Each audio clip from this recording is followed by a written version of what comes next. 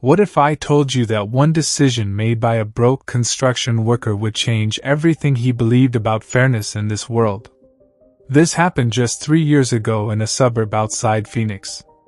Meet Jake Martinez, a guy who could barely afford his rent, working double shifts pouring concrete under the scorching Arizona sun. His girlfriend Maria constantly reminded him they were behind on bills, their fridge was practically empty, and yet, Jake had this weird habit. Every single day on his lunch break, he'd save half his sandwich. Not for later for whoever needed it more.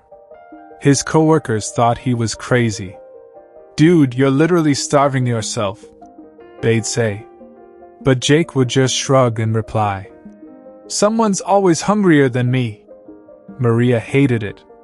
She'd roll her eyes every time she caught him giving away their groceries to the homeless guy outside their apartment. "Jake, we can't even pay our electric bill. Stop trying to save the world." But here's where it gets interesting.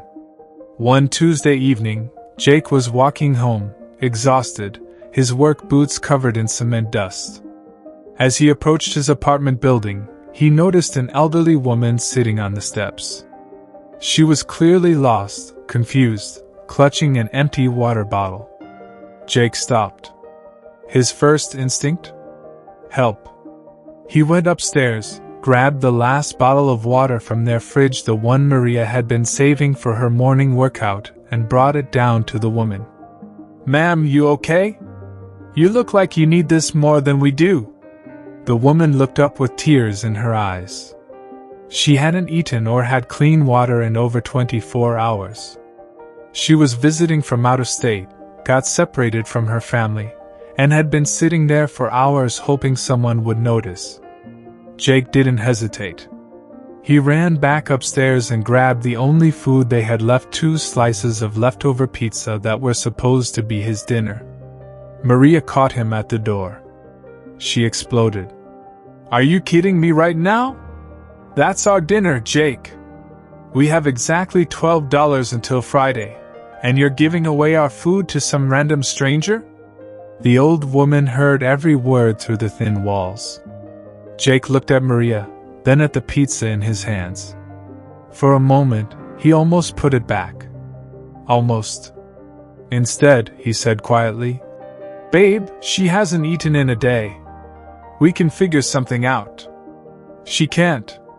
He walked back downstairs and handed the woman the pizza. She ate it like it was the best meal she'd ever had. After finishing, the woman stood up slowly. From her purse, she pulled out a business card and handed it to Jake.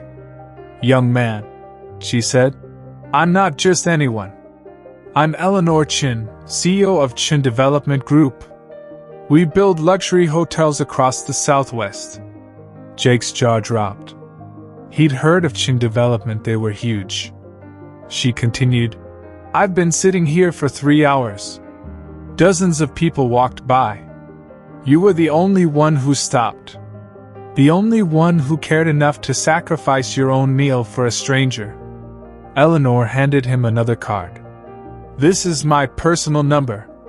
I've been looking for someone to head our new community outreach program. Someone who understands what it means to put others first. The position starts at $75,000 a year, plus benefits." Jake stared at the card, unable to speak. "But here's the thing," Eleanor said with a smile. "This isn't charity. This is business. I need someone who genuinely cares about people, not someone pretending to care for a paycheck. Your actions tonight proved everything I needed to know." 3 months later, Jake was running a $1 million community program, helping families just like his own. Maria? She never complained about his generosity again. Here's what most people don't understand about kindness: it's not about getting something back. But somehow, someway, the universe keeps score. Jake didn't help that woman because he thought she was a CEO. He helped her because she was hungry. That's the difference between genuine kindness and performing for rewards. The crazy part?